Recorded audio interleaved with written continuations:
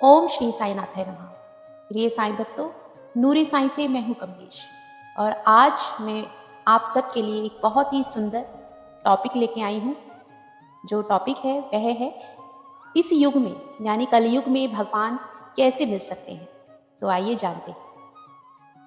कलयुग में भगवान का मिलना कठिन अवश्य है, पर असंभव बिल्कुल नहीं। वास्तव में भगवान किसी युग में दूर नहीं होते, बल्कि हमारी श्रद्धा, भक्ति और मन की शुद्धता ही यह निर्धारित करती है कि हम उन्हें पा सकते हैं या नहीं। कलयुग की सबसे बड़ी विशेषता यह भी है कि यहाँ भगवान को पाना सबसे सरल भी है, क्योंकि भगवान ने स्वयं कहा है कि इस युग में नाम स्मरण और सच्ची भक्ति ही मोक्ष और भगवान प्राप्ति का सबसे आसान मार्ग है। सबसे पहले यह समझना जरूरी है कि भगवान को पाने का अर्थ केवल उनके साक्षात दर्शन भर करना नहीं है। भगवान को पाना मतलब उनकी उपस्थिति को महसूस करना, उनके मार्गदर्शन को समझना, उनके स्नेह और कृपा को अपने जीवन में अनुभव करना। जब मन निर्मल होता है और हृदय में सच्चाई होती है, तो भगवान हर कदम पर अपना संकेत देते रहते हैं। कलयुग में भगवान को पाने के कुछ सच्चे और प्रभावी मार्ग हैं। पहला, नाम स्मरण और जप करना, यानी कलयुग में भगवान का नाम ही सबसे तेज और कारगर साधना है। नाम जप हमारे मन को शुद्ध करता है, विचारों को शांत करता है और हमें भगवान की ओर आकर्षित करता है। श्री कृष्ण, राम, साईं बाबा, शिव किसी भी रूप में यदि प्रेम से नाम लिया जाए तो वही नाम हमें भगवान तक पहुंचाने वाला सेतु बन जाता है। दूसरा है सच्ची और निष्काम भक्ति। भगवान से कुछ मांगना बुरा नहीं है, पर केवल स्वार्थ के लिए याद करना भक्ति नहीं है। जब मन में केवल प्रेम हो, भरोसा हो और समर्पण हो, तब भगवान अपने भक्त की हर पुकार सुनते हैं।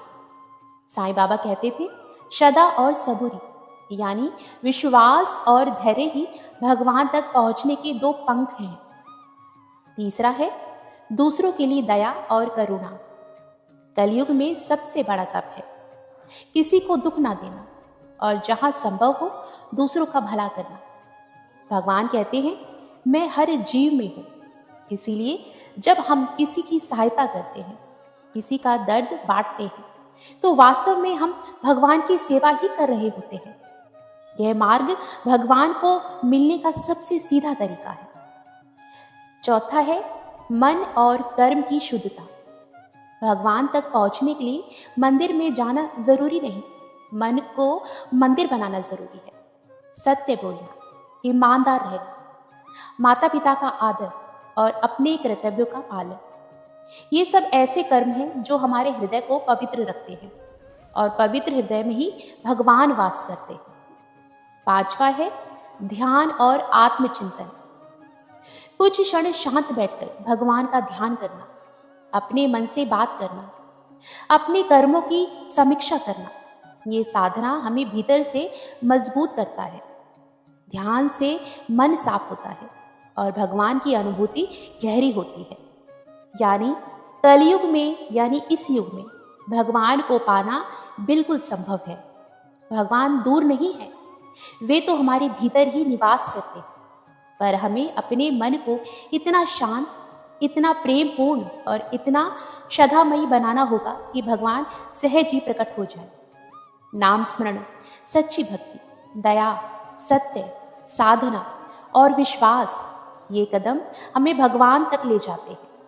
जो व्यक्ति प्रेम और श्रद्धा से ईश्वर को पुकारता है, भगवान अवश्य उसके जीवन में लीला करते हैं और किसी न किसी रूप में दर्शन देते हैं।